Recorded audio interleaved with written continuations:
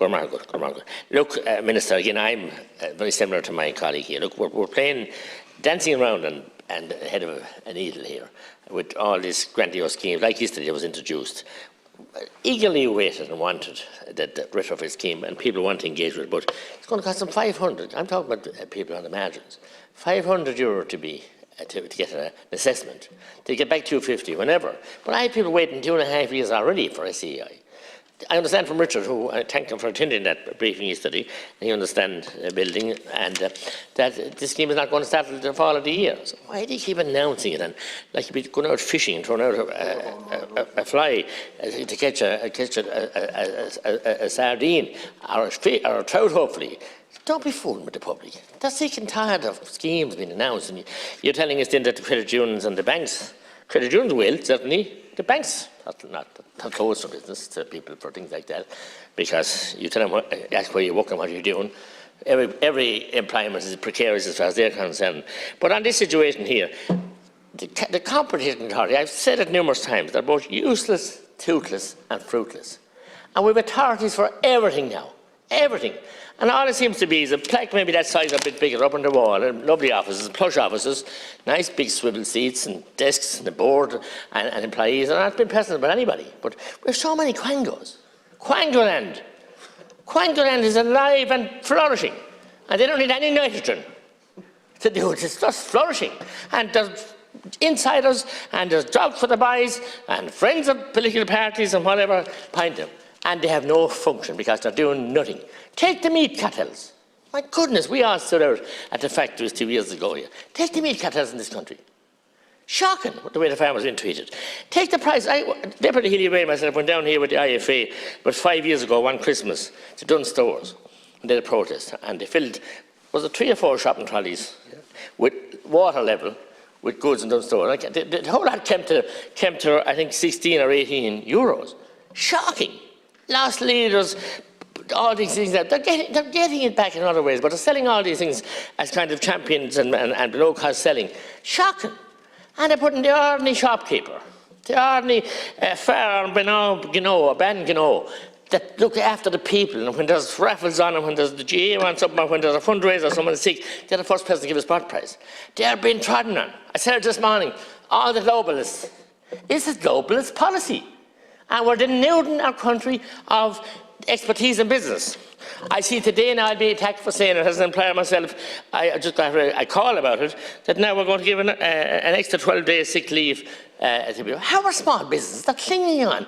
You should know this, Minister, as Minister for hanging on to fingernails after COVID. And it's one scheme or promise after another. But they're all heaped on top of these people who can't afford to pay them. And they'll be doing that. Shut. Gone out of business. And find up all the promises then. Is everybody going to be on the unemployment register? We can't manage that, but you have the beef cartels, and some of them were bailed out in bygone days, and they got away, and they're back now, and they're not helpful to anybody. Insurance, my goodness, the racket, and the carry on, and we hear every day of the week on different radio programs about shopping around and elderly people, and all kind of penalties, and this loading on and loading on and loading on. There's not a fair crack of the whip for any, whether you're young, Oireachtas or Oireachtas. There's no fairness at all in the system, and we have an insurance regulator. You have a regulator set for everything now. Everything. Everything. And also, as I said, at the EU tender, the biggest load of baloney as well.